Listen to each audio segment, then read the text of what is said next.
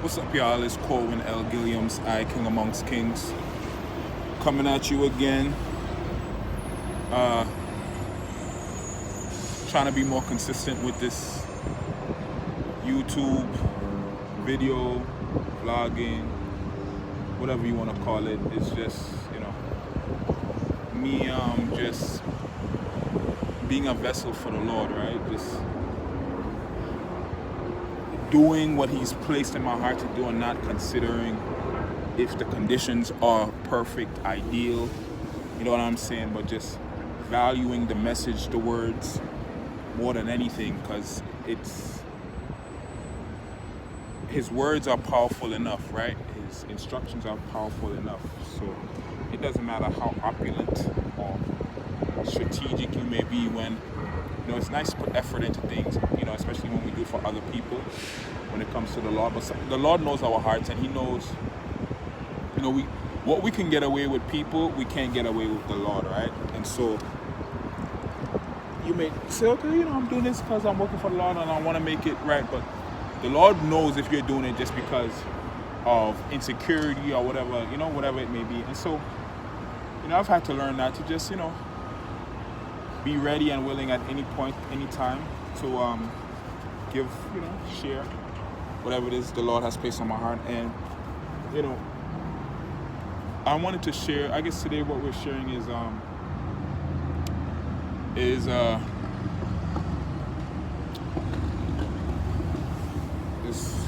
real hot over here. What we're sharing today is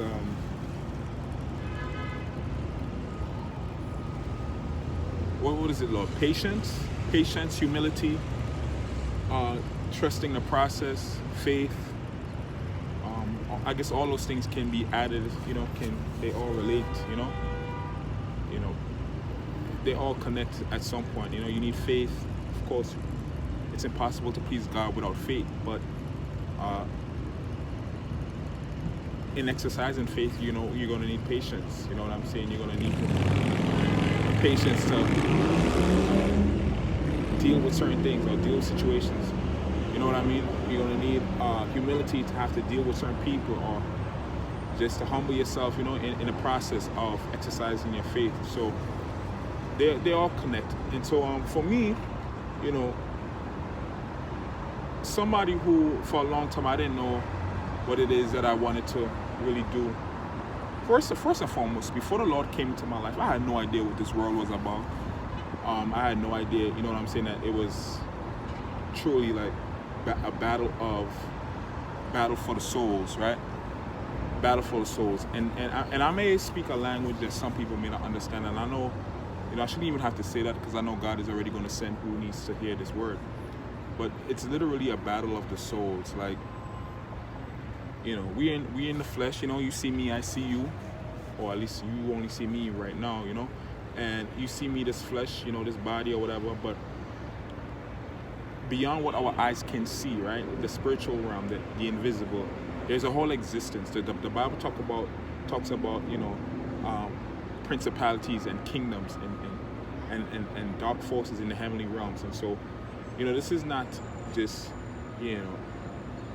mythical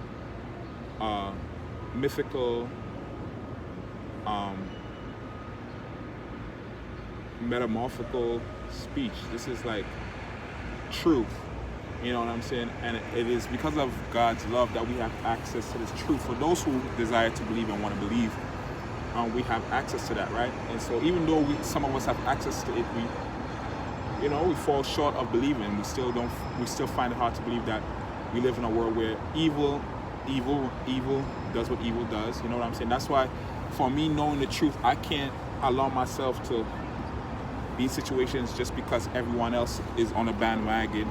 For example, let's say Black Lives Matter, right? I can't just jump on that bandwagon of Black Lives Matter, or jump on a bandwagon of hate Trump, or jump on a bandwagon of anything or any person who, you know what I'm saying, who believes that a certain race of a person or a certain person, period, has an agenda against black people or people of a certain race or a certain gender or a certain sexuality or a certain demographic, whether it's economical, whatever. Like, for me, life has become about truth, and not only truth and desiring truth, right, but standing on the truth. You know what I'm saying? Because a lot of us know truths, right? For example, many of us growing up, you know what I'm saying, we knew who we were to an extent, right? We knew who we were, but yet still we allowed pressure, right? Peer pressure to, or society or music or whatever, to have us compromise who we are, right? Just to fit in, just to feel validated. It's no different. These things don't change. The world may try to make you think like, oh, peer pressure only exists in high school or whatever. No, this exists throughout life if you don't have the conviction and the power of God's Spirit in you to have you be bold and courageous, and to stand on what it is that God has revealed to you. You know what I'm saying, about this world and what it is about. And so when it comes to certain things, like I was saying, things that I believe sometimes they start with good intentions, but they turn out to be hateful, and you're not winning with anything that comes to hate. If you're fighting for justice, right, righteousness, that can get. Let's clarify that. Let's define that, because at the end of the day, you know what I'm saying, if we want to talk about, Black Lives Matter, right, for example, right, that's a movement, right? Let's talk about the lives the lives that transcends race, sexuality, it transcends gender, it transcends nationality or ethnicity. Let's talk about the issues. Let's talk about homelessness, right? Let's talk about poor nutrition. Let's talk about joblessness. Let's talk about poverty, right? And while there may be a certain race of people who are primarily impacted or significantly impacted more in those realms, right, of inadequacies, I would say, it doesn't take away the fact that it affects everyone, right? And so if historically, we can talk about, social justice issues, right? Whether it's equality, you know what I'm saying, whether it's just overall fighting for natural human rights, for human beings to have access to things that are not set aside for a certain race or a certain person or certain gender. You know what I'm saying? We can look historically and we can see that oppression has existed for a long time. And I think that these movements, I feel like, believe it or not, there are these movements and the distractions that these movements cause, because they're not tackling the problem. We're not getting at the root of these problems. We're complaining in a sense, right? We're complaining in a sense and seeking help from people who, I don't know who you're seeking help from.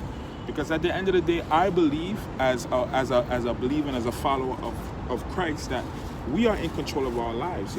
My faith tells me that God, yes, we have to fight for righteousness and justice, but first I have to help myself. I have to be in a situation where, I'm able to help myself, my family, my community, right? The nation, then the world. I can't be struggling here, what I'm saying, with issues, you know what I'm saying, whether it's financial issues, spiritual issues, mental issues that that is affecting me from progressing, and then think that I can go show my tail or show my behind out on the streets or wherever, talking about lives matter, when my own personal life is not even in order. You know what I'm saying? That's disorganization, that's confusion. And what God does for us, what the Lord does for me and many other people in the body of Christ, is He fixes us. First of all, He strips us of just the worldly ways that we've adapted and that was embedded in us throughout society. He breaks off generational curses, whether it's poverty, whether it's abuse, whether it's just things in your generational bloodline that you and you alone can bear witness to. If you was to take a minute, if you don't realize it now, you can take a minute to assess your family and some of the issues that they've been dealing with, whether it's strife. You know, some of us, our families have been separated. You know what I'm saying? I come from a family who came from the Caribbean, right? From the island of Grenada. Both my parents, one is from South America, one is from the Caribbean, from Grenada. And you know, both sides of my parents, their families they're not close knit. You may have one or two siblings that may click together, but overall they're dispersed. They're scattered throughout the lands. Some in England, some back home in the islands of South America, some in Europe, and in the Americas, Canada. You know, they're dispersed throughout the earth. And these are all issues, you know, as a direct result of sin, right? And sin is basically living a life that is outside the will of God, right? Sin is basically, you know, we know what sin is. Sin is doing, and you know what, let me not say we know what sin is. Sin, because we have a worldly definition of sin where people like to, you know, they like to place hierarchies on sin. So let me explain. So it's like certain sins is just like, you know, it's worse than others, right? So for example, you'll have, you know, in certain cultures, you'll have this homosexuality, right, is a sin, right? Because homosexuality goes against the design of God. It goes against the order of creation. If you look at everything in the world, everything on earth, from the sun setting, from the sun rising to the moon rising, moon setting, from the stars in the day and the night, and the waters breaching at the sand, right, to just the streams and the rivers knowing where to channel and where to return to the oceans. Like everything from the birds to just everything, there is order. God is order and structure. And so you have, you know, the lions are the greatest of the wild animals. You'll have the ox, that is the greatest out of the domestic animals, right? You'll have the eagle, that is the greatest out of the birds, right?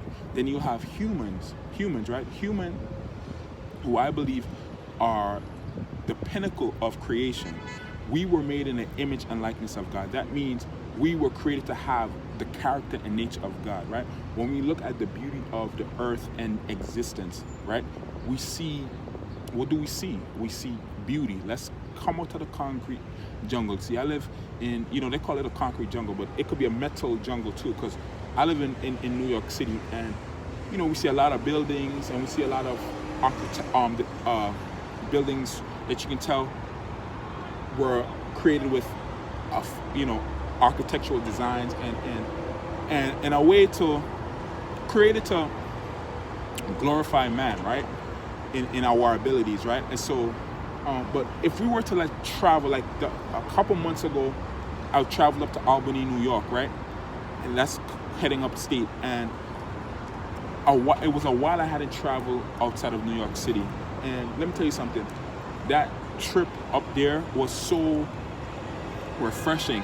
There were no buildings. All I saw was the landscapes of the mountain, greenery, just large, vast lands that just spread out, no houses, no nothing. And it was so peaceful, you know what I'm saying? And this is the simplicity of that, right, will never compare to the most intricate of a human being's designs.